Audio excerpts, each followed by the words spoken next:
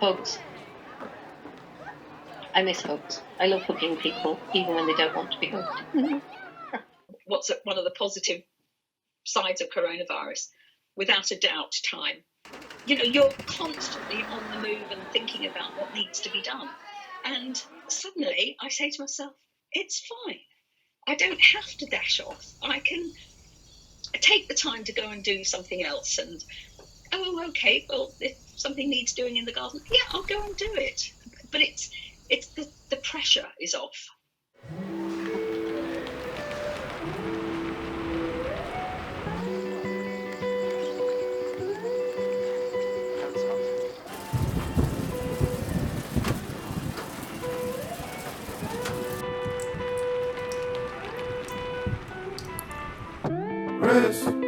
I never thought it'd be this.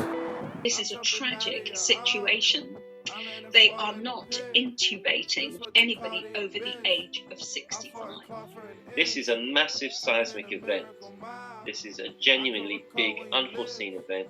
There's been nothing like it in my lifetime. I was in some sort of shock that night a few weeks ago when Boris Johnson said, look, you've all been very naughty, we're going to shut down.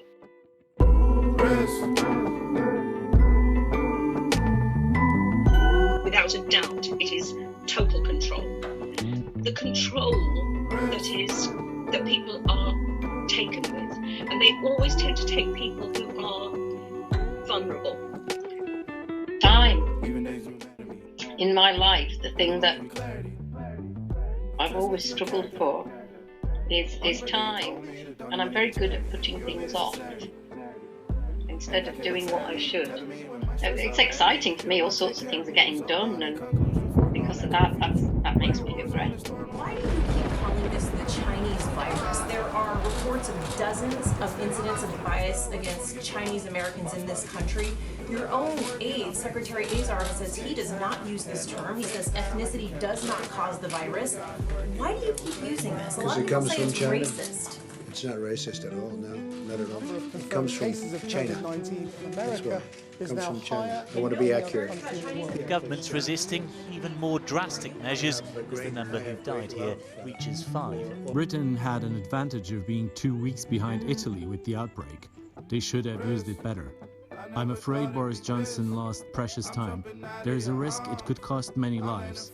Losing those days could turn out to be a serious mistake. There are now over 500,000 recorded coronavirus cases globally. I don't know what the has happened for the past 13 hours. Honestly, guys, it felt like I was working in a war zone.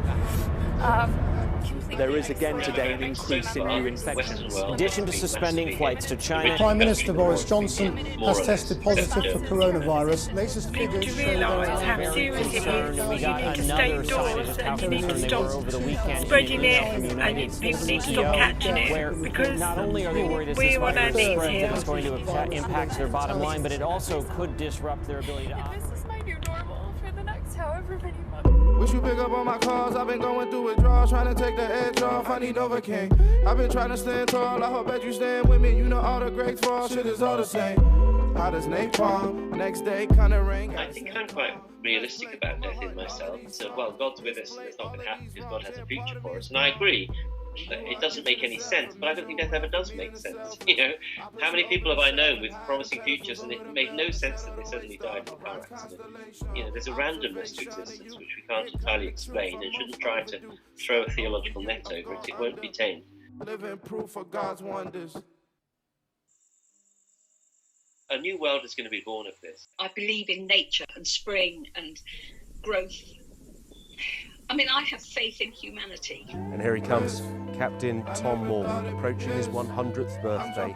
100 laps of his garden during lockdown. When you say goodbye to somebody you've loved, if you think that's it, it's sad. It's really sad. It's better to think that there is something to move on to. The Guard of Honour from the 1st Battalion, the Yorkshire Regiment. Inches to go, and there he is. Congratulations. All of the money going to NHS charities.